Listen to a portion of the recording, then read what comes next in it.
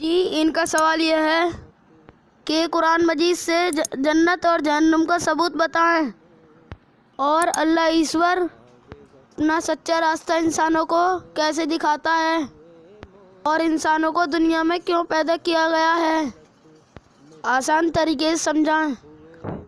बहुत अच्छा सवाल किया है कि कुरान मजीद से मौत के बाद जन्नत और जहन्नुम का सबूत बताएं, स्वर्ग और नरक का सबूत बताएं कि मौत के बाद स्वर्ग और नरक है या नहीं। देखिए, कुरान मजीद में बेशुमार सबूत हैं जन्नत और जहन्नुम के, स्वर्ग और नरक के। कुरान मजीद की एक आयत से मैं सबूत आपको पेश करने की कोशिश करूँगा, जिसमें मैं ये साबित करूँगा कि दुनिया के किसी भी इंसान के लिए कोई कठिन नहीं है अपने बनाने वाले सच्चे मालिक का सच्चा रास्ता समझना और पहचानना, और दुनिया और शैतान जो शैतानी धर्म है उनको पहचानना और संसार के सच्चे मालिक के सच्चे धर्म को पहचानना कोई कठिन काम नहीं है। कुरान की एक आयत से मैं आपको समझाऊंगा कि कितना आसान है। अब आइए मैं इस आयत का खुलासा करता हूं। आपसे उम्मीद है कि आप ध्यान लगाकर सुनेंगे, और मैं बार बार कहता हूं हमारे चैनल के अंदर जा कर के एक एक करके सभी वीडियो देखें और सुनें, ताकि आपको समझ में आए सच्चाई क्या है, जीवन का मकसद क्या है, जीवन क्यों मिला है, मौत के बाद कैसे जीवन है, ये सारी बात आपको समझ में आए। आयत सुनाने से पहले थोड़ी सी बात मैं आदम अलैहिस्सलाम के बारे में पेश कर दूं। पहली बात कि आदम अलैहिस्सलाम को संसार के सच्चे मालिक ने, अल्लाह ईश्वर ने पैदा किया और फिर उनकी बाईं पसली से उनकी पत्नी अम्मा हव्वा को पैदा किया और फिर जो है स्वर्ग में छोड़ दिया। शैतान इब्लीस को उनसे हसद हुआ, जलन हुई और वो उनका दुश्मन बन गया और स्वर्ग से उनको निकलवा दिया। अब देखिए सूरह बकरा की आयत नंबर 35 मैं आपको सुनाता हूँ। इसमें संसार का सच्चा मालिक क्या कहता है। फिर हमने आदम से कहा, तुम और तुम्हारी पत्नी दोनों जन्नत स्वर्ग में रहो और यहाँ जी भरकर जो चाहो खाओ, किंतु इस पेड़ के निकट न जाना, नहीं तो जालिमों में गिने जाओगे, अपनी ही जान पर जुल्म करने वालों में गिने जाओगे। क्योंकि जो ईश्वरी रचना के खिलाफ चलता है वो अपनी ही जान पर जुल्म करता है। अनंत शैतान ने उन दोनों को उस पेड़ की ओर प्रेरित करके, हाँ ध्यान लगा करके, हमारे आदेश के अनुपालन से हटा दिया और उन्हें उस हालत से निकलवा कर छोड़ा जिस अच्छी हालत में वे थे। हमने हुक्म दिया कि अब तुम सब यहाँ से उतर जाओ, तुम एक दूसरे के दुश्मन हो और तुम्हें एक विशेष समय तक धरती में ठहरना और वहीं गुजर बसर करना है। उस समय आदम ने अपने रब से कुछ शब्द सीख कर तौबा क्षमा याचना की। यानी इंसान को अल्लाह ही सिखाता है हर चीज़ है, और हकीकत में हम देख लेंगे इस इंसान इस दुनिया में कुछ समय के लिए ठहरने के लिए और गुजर बसर करने के लिए आता है। तो आदम अलैहिस्सलाम ने क्षमा याचना की, माफ़ी मांगी है, जिसको उसके रब ने स्वीकार कर लिया है, मान लिया, क्योंकि वह बड़ा क्षमा करने वाला और दया करने वाला है। अब जिस आयत का मैं आपसे जिक्र कर रहा था वो आयत ये आ रही है, आयत नंबर 38। इसको ध्यान से सुने और समझें। हमने कहा कि तुम सब यहाँ से उतर जाओ, यानी कि आदम अलैहिस्सलाम को उतारा जा रहा है जन्नत से और इब्लीस को, शैतान को भी उतारा जा रहा है। अब ये कुरान मजीद है ये सिर्फ इंसानों के लिए नहीं है, ये जिन्नातों के लिए भी है। जिन्नात जो दिखते नहीं हैं, जैसे हम अल्लाह के पैदा किए हुए हैं ऐसे वो भी पैदा किए हुए हैं, मगर हम उन्हें देख नहीं सकते।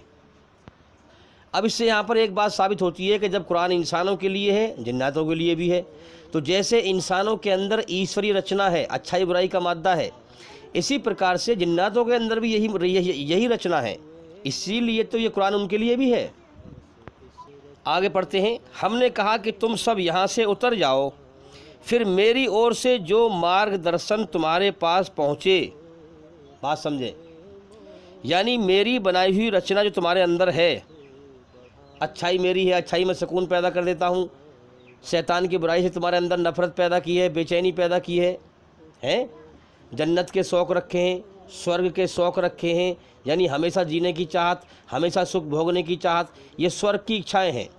ये रचना है ईश्वर की रची हुई हमारे अंदर। तुम सब यहाँ से उतर जाओ, फिर मेरी ओर से जो मार्गदर्शन, मेरी बनाई हुई रचना के आधार पर जो मार्गदर्शन तुम्हारे पास पहुँचे।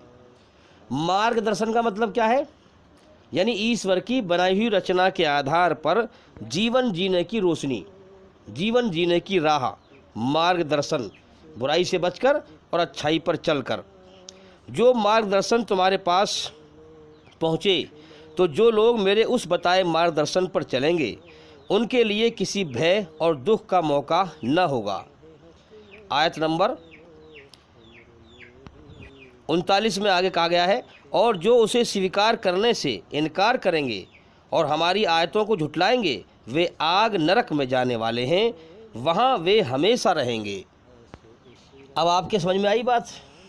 यानी कि संसार का सच्चा मालिक इस आयत में ये कह रहा है कि मेरी ओर से जो मार्गदर्शन, मेरी बनाई हुई रचना के आधार पर जीवन जीने की राह, मैंने तुम्हें जीवन दिया है, मेरी रचना है तुम्हारे अंदर, और उस रचना के आधार पर जो मेरा मार्गदर्शन, जीवन जीने की राह तुम्हारे पास पहुंचेगी।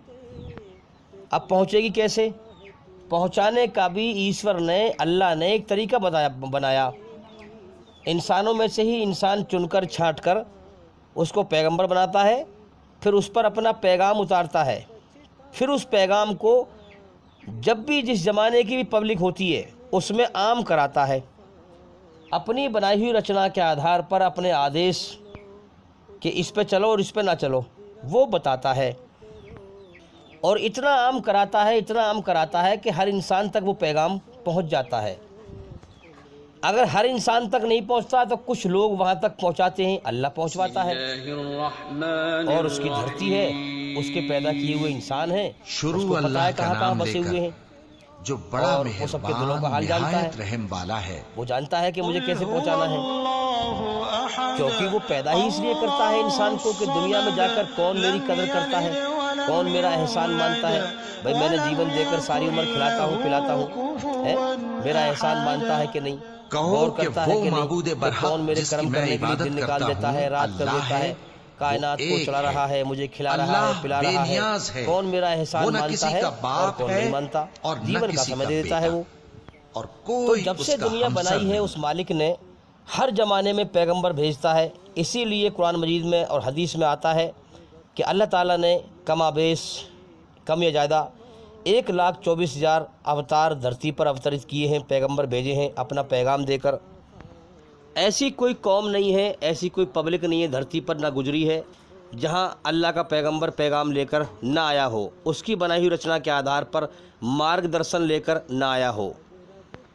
अब आखिरी पैगंबर मोहम्मद सल्लल्लाहु अलैहि वसल्लम है, उनके बाद दुनिया में कोई पैगंबर नहीं आएगा। उन पर आखिरी किताब कुरान मजीद को उतारा गया है। कुरान के बाद अब दुनिया में कोई किताब नहीं आएगी, लिहाजा अब अल्लाह ताला मोहम्मद सल्लल्लाहु अलैहि वसल्लम के मानने वालों को ही खड़ा करता है अपने पैगाम को फैलाने के लिए। जैसे कि हम देखें आज के ज़माने में डॉक्टर जाकिर नायक साहब को पूरी दुनिया में खड़ा किया है, सच और झूठ दिखाने के लिए, अपना मार्गदर्शन अपनी बनाई हुई रचना के आधार पर हर इंसान को बताने के लिए।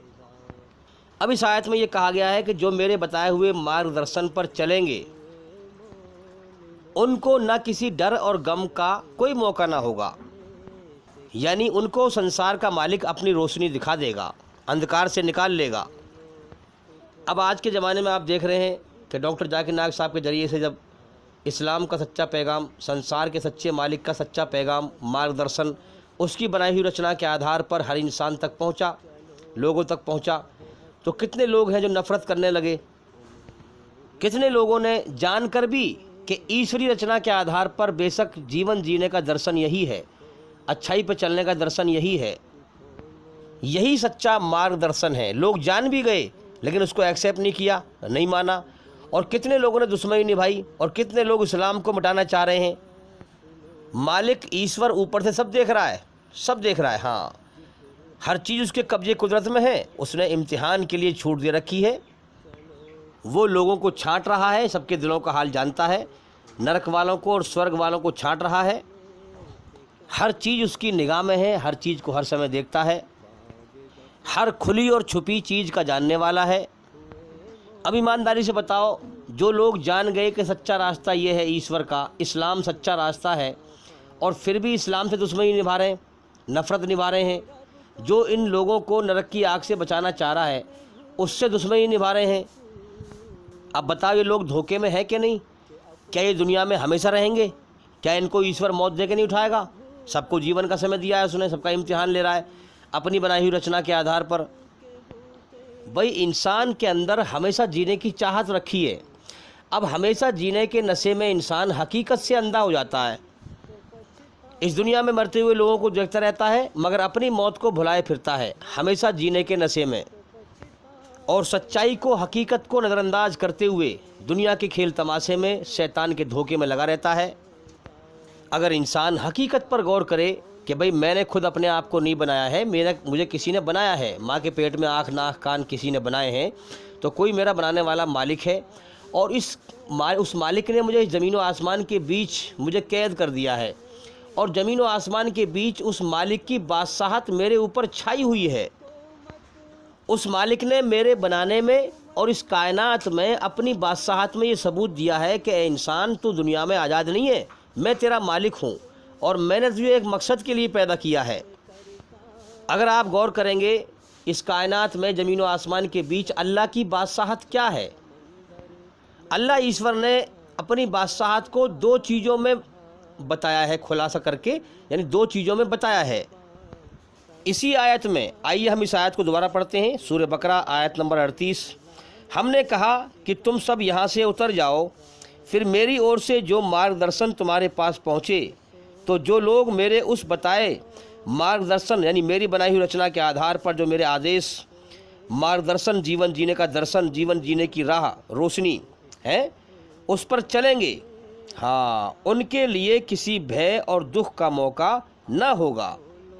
यानी जो चलेंगे उस पर, यानी अल्लाह ताला आम करता है, जैसे गेहूँ अल्लाह ने पैदा किया है, ये रोज़ ये खाने के लिए, सबके लिए आम है। इसी पर सब जानते हैं कि गेहूँ से रोटी बनती है, फिर खाते हैं, सब खाते हैं कि नहीं, ये आम है। इसी प्रकार से अल्लाह ताला अपनी बनाई हुई रचना के आधार पर जीवन जीने का दर्शन, जीवन जीने की राह हर इंसान के लिए दुनिया में आम करता है, सब तक वो बात पहुँचती है। तो जो मेरे बताए हुए इस मार्गदर्शन पर चलेंगे उनके लिए ना कोई डर होगा, ना कोई गम होगा। तो मेरे भाइयों, इंसान के लिए जो अल्लाह की बादशाहत छाई हुई है ना इंसान के ऊपर, ज़मीन व आसमान के बीच, वो दो चीज़ों में है, डर और गम। डर और गम इंसान के अंदर हमेशा जीने की चाहत है, इसको ज़िंदगी से बड़ा प्यार है, ज़िंदगी पे कोई दाग ना लग जाए, और हकीकत में दाग लगा हुआ है मौत का। हर इंसान के माथे पर मौत का दाग है कि नहीं? कुल्लू नफ्सिन जायक़तुल मौत, कुरान में कहा गया है कि हर जानदार को मौत का जायका चखना है, सबको मरना है। तो ये बात अटल हकीकत है कि नहीं? सबको मरना है कि नहीं?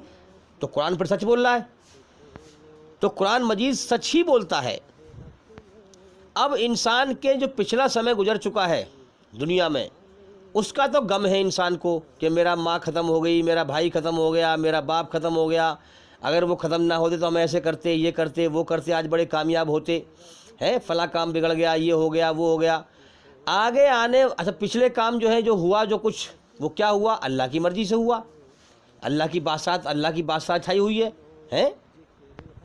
अल्लाह की ग़ुलामी में है इंसान, है कि नहीं? तो अल्लाह की मर्ज़ी से हुआ, तो अल्लाह की बादशाहत में कैद हो गया ना, है? पिछले वक्त में गम जो लगा इसे, वो गम की बादशाहत अल्लाह की है।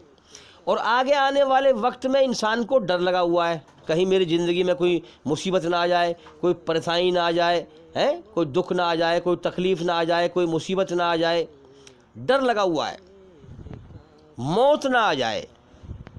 मौत को इंसान पसंद नहीं करता, इसीलिए आप देखते हैं जब कोई मरता है तो लोग बैठकर रोते हैं, रोकर ये सबूत देते हैं कि हम मौत को पसंद नहीं कर रहे, इसीलिए हम रो रहे हैं। अब जो अल्लाह के बताए हुए मार्गदर्शन पर चलेगा तो वो अल्लाह की मर्ज़ी को पहचान लेगा, है? जब अल्लाह की मर्ज़ी को पहचान लेगा कि यहाँ जो कुछ होता है अल्लाह की मर्ज़ी से होता है, अल्लाह की मर्ज़ी पर चलने में ही हमारी कामयाबी है, फिर वो अल्लाह की मर्ज़ी को पहचान कर दुनिया में, फिर उसका दिल में यकीन और आस्था ये बनेगी कि ए मालिक, दुनिया में जो समय पीछे गुजर चुका, जो भी उसमें दुख, सुख दुख मेरी ज़िंदगी में आया, परेशानी, गम, सुख दुख जो भी आया, वो तेरी मर्ज़ी थी, मैं तेरी मर्ज़ी पर राज़ी हूँ। और जो अब मेरे साथ बीत रहा है सुख या दुख, है, वो भी तेरी मर्जी है, मैं इस पर राज़ी हूँ। और जो आगे आने वाले वक्त में आएगा सुख या दुख, वो भी तेरी मर्जी होगी, मैं तेरी मर्जी पर राज़ी हूँ। तो फिर इंसान जो है डर और गम की बादशाह से दुनिया में ही आज़ाद हो जाता है। वो समझ जाता है कि मेरे ख्यालात, मेरी मर्जी यहाँ नहीं चलती। अगर मैं अपनी मर्जी से दुनिया में जीऊँगा, झूठे ख्याल पर है, ज़िंदगी का अगले पल का भरोसा नहीं है, और दुनिया को समझता रहूँ हमेशा घर, हमेशा का जीवन, तो मैं हमेशा का जीवन समझूंगा। अल्लाह की बादशाहत मेरे ऊपर छाई हुई है तो मैं दुखी हूँगा। तो लिहाजा मैं अपनी मर्ज़ी छोड़कर अपने मालिक की मर्ज़ी पर जीवन जीऊँ, इसी में मेरी समझदारी है। तो फिर इंसान जो है डर और गम से दुनिया में आज़ाद हो जाएगा और वो अल्लाह को पालेगा, अल्लाह को राज़ी करेगा अल्लाह की मर्ज़ी पर चलकर। और फिर मौत के बाद जो स्वर्ग का जीवन है, जन्नत का जीवन है, वो जीवन तो ऐसा है कि उसमें तो मालिक अल्लाह ताला बिल्कुल अपनी हर बादशाहत, हर ग़ुलामी से आज़ाद कर देगा। जैसे आज हमारे ऊपर अल्लाह की बादशाहत छाई हुई है, हम अल्लाह के ग़ुलाम हैं। दुख भेजता, हम दुखों को पसंद नहीं करते, मगर वो भेजता है तो हम रोक नहीं सकते। हम तकलीफ़ों को पसंद नहीं करते, वो भेजता है तो हम रोक नहीं सकते। हम मौत को पसंद नहीं करते, वो भेजता है तो हम रोक नहीं सकते। हम बेबस हैं उसके सामने। अल्लाह उस समद, सारा जहान उसके सामने बेबस है, मोहताज है, मगर वो किसी के सामने बेबस नहीं है, मोहताज नहीं है। तो जो आज हम ज़मीन व आसमान के बीच जिस बादशाहत में कैद हैं, इस बादशाहत से अल्लाह ताला हमें जन्नत में डर और गम से आज़ाद कर देगा, आज़ाद जीवन देगा। तो ये सबूत है मौत के बाद स्वर्ग का, है स्वर्ग का, जो कुरान मजीद से साबित होता है। बेशुमार आयतें साबित करती हैं। आइए मैं दोबारा पढ़ता हूँ ताकि आपको समझ में आए बात। तुम सब यहाँ से उतर जाओ, फिर मेरी ओर से जो मार्गदर्शन मेरी बनाई हुई रचना के आधार पर जीवन जीने की राह तुम्हारे पास पहुँचे, तो जो लोग मेरे उस बताए मार्गदर्शन पर चलेंगे उनके लिए किसी भय और दुख का मौका न होगा, किसी डर और गम का मौका न होगा। और जो उसे स्वीकार करने से, मानने से इनकार करेंगे और हमारी आयतों को, हमारे हुक्म को झुटलाएंगे, वे आग नरक में जाने वाले हैं, वहाँ वे हमेशा रहेंगे। इससे एक बात साबित होती है कि हर इंसान को मालूम हो जाता है कि ये ईश्वर का आदेश है, उसकी बनाई हुई रचना के आधार पर। यानी ईश्वर जो है हर इंसान को दिखा देता है कि सच ये है, अब तेरी मर्जी है, चाहे तो सच को मान के जीता रहे, सच को मान के मर जाए, या फिर तेरी मर्जी है कि सच को तू जान ले मगर फिर भी झूठ पर जीता रहे, सच को जानकर भी झूठ पे जीता रहे ज़िंदगी अपनी, और झूठ पे चल के मर जाए, तेरी मर्जी है। उसने छूट दिया, इम्तिहान लिया है। तो इसमें कहा गया है कि जो उस मेरे बताए हुए मार्गदर्शन को स्वीकार ना करें, ना माने उसको, और अपनी मनमानी का जीवन जिए, हैं, अपनी मनमानी का जीवन जिए और मुझे नाराज़ करें, मेरी बनाई हुई रचना के खिलाफ चलें, हैं, और जीवन का समय बर्बाद करके मर जाएं, तो उनके लिए मौत के बाद क्या है? नरक की आग, जिसमें वे हमेशा रहेंगे। तो ये है कुरान से सबूत नरक का, स्वर्ग और नरक का, जन्नत और जहन्नुम का। तो ये कुरान मजीद की ये आयत हमें ये बता रही है इस बात को कि जो ईश्वर के पैगाम को दुनिया में मान ले और उस पर चले, स्वीकार कर ले, उसको न दुनिया में डर होगा न गम होगा, अपने मालिक की मर्जी पर वो राज़ी हो जाएगा। और मौत के बाद स्वर्ग में जाएगा तो स्वर्ग में भी उसकी बादशाहत से आज़ाद हो जाएगा, ना वहाँ पर डर होगा ना गम होगा। अब जाहिर सी बात है, जब इंसान मार्गदर्शन को समझेगा, ईश्वरी रचना के आधार पर उसके हुक्म को पहचानेगा जो पैगंबर फैला रहा है, बता रहा है, तो फिर वो मौत के बाद की ज़िंदगी को समझेगा। जब वो मौत के बाद की ज़िंदगी को समझ जाएगा तो यहाँ पर वो समझ जाएगा मेरे जीवन का मकसद क्या है। मैं दुनिया में मालिक को राज़ी करने के लिए आया हूँ, लिहाजा जिसने मेरे जीवन की शुरुआत कराई है मैं उसी की मर्ज़ी पर चलकर जीवन जीऊँ, तब मुझे कामयाबी मिलेगी। ये नकली ज़िंदगी कुछ समय के लिए मुझे दी गई है, कुछ समय के लिए होश दिया गया है। इस होश में मुझे अपने मालिक से डरना है, उसके हुक्मों पर चलना है, उसे राज़ी करके मरना है, और असल जीवन मौत के बाद है, फिर वहाँ पर मुझे कामयाबी हासिल करनी है। अब जो उस मार्गदर्शन को नहीं मानेगा, मालिक की मर्ज़ी को नहीं समझेगा, हैं, मौत के बाद की ज़िंदगी से अंधा रहेगा, वो दुनिया में जो है हर चीज़ से डरेगा, मालिक की बादशाहत से डरेगा, कहीं कोई दुख ना आ जाए, कोई परेशानी ना आ जाए, कहीं मौत ना आ जाए। इसलिए तो लोग डरते हैं मौत से। मौत की बात करो तो लोग कहते हैं अरे क्या बात कर रहे हो भाई, मौत की बात मत करो, कोई और बात करो, हंसी खुशी की बात करो।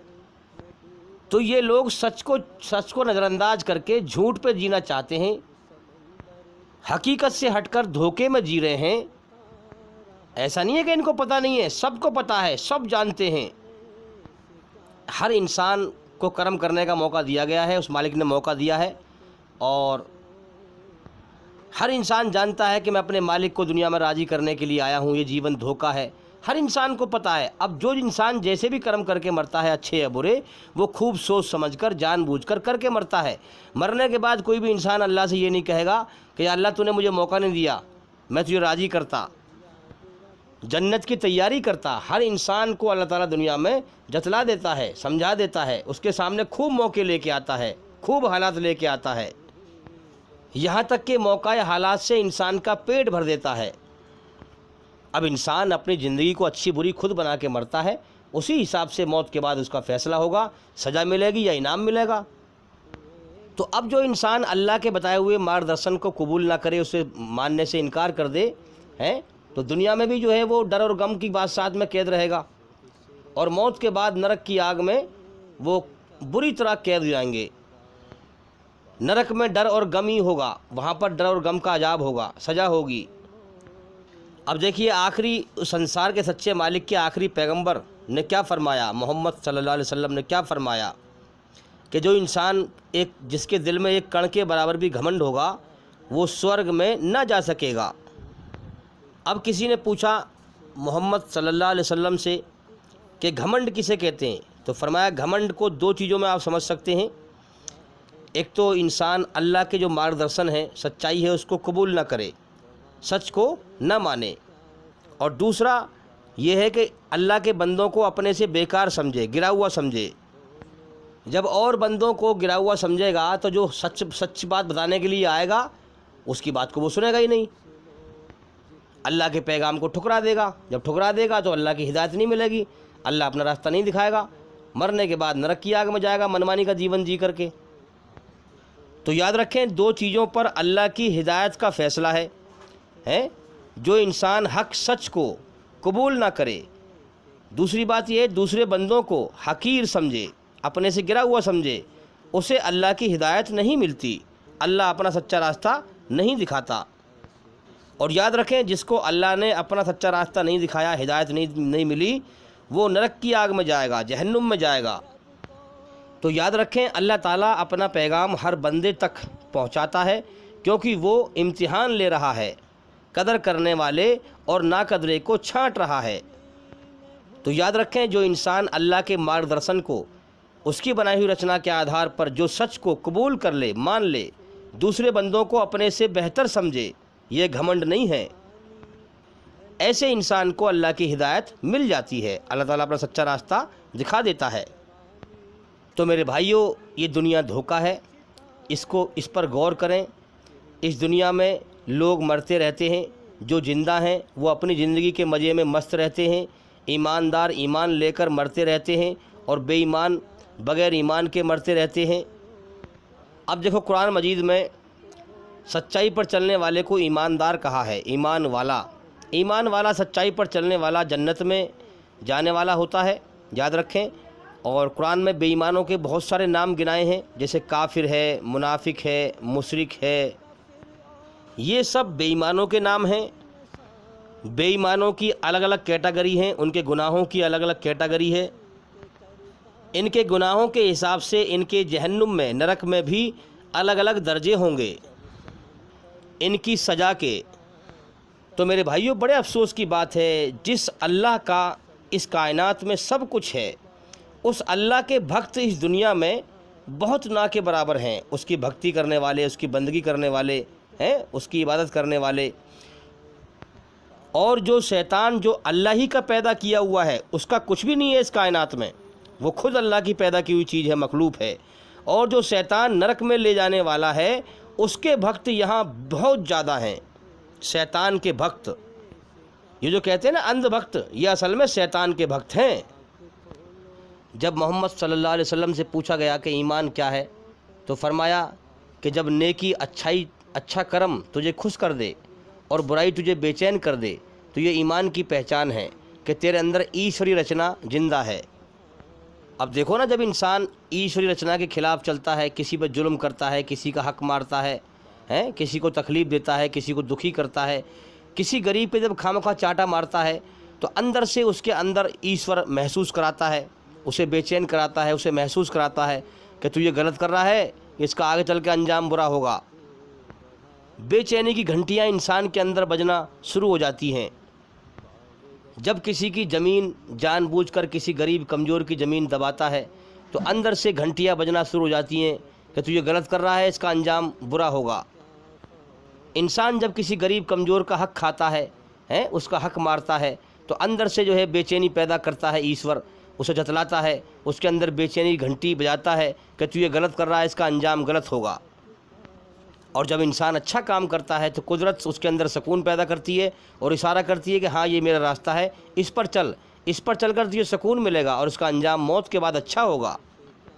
तो मेरे भाइयों, यही अच्छाई बुराई की रचना, ईश्वरी रचना हमें बताती है कि मौत के बाद ज़िंदगी है। मौत के बाद अच्छे कर्म करने वाले को अच्छा बदला मिलेगा स्वर्ग में और बुरा कर्म करने वाले को बुरा बदला मिलेगा नरक में। ये जीवन अधूरा है। यहाँ कितने लोग बेचारे बेबस हैं जो अपनी मर्ज़ी से गरीब नहीं है, अल्लाह की मर्ज़ी से गरीब हैं। वो इम्तिहान ले रहा है और गरीबी में पिस पिस कर जुल्म उन पे जुल्म सह के मर गए, उन्हें दुनिया में इंसाफ ना मिला। और जिनको अल्लाह ने ताकत दी, दौलत दी है, कुव्वत दी इम्तिहान लेने के लिए, वो दुनिया में हराम के माल कमा कमा कर जुल्म कर कर के मज़े कर कर के मर गए, दुनिया में उन्हें सज़ा ना मिली।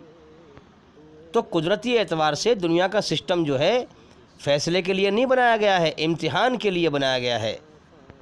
तो मेरे भाइयों, कुरान मजीद में ईश्वर के मार्गदर्शन है जीवन जीने के लिए। इसलिए मैं कहता हूँ कि माँ के पेट से लेकर मौत तक जीवन जीने के जो भी तरीके हैं ईश्वरी रचना के आधार पर बुराई से बचकर अच्छाई पर चलने के, वो सारे बताए गए हैं। जो इनको मान लेगा, जो इनको कबूल कर लेगा, उसे न डर होगा न गम होगा और मौत के बाद स्वर्ग में जाएगा अपने मालिक को राज़ी करके।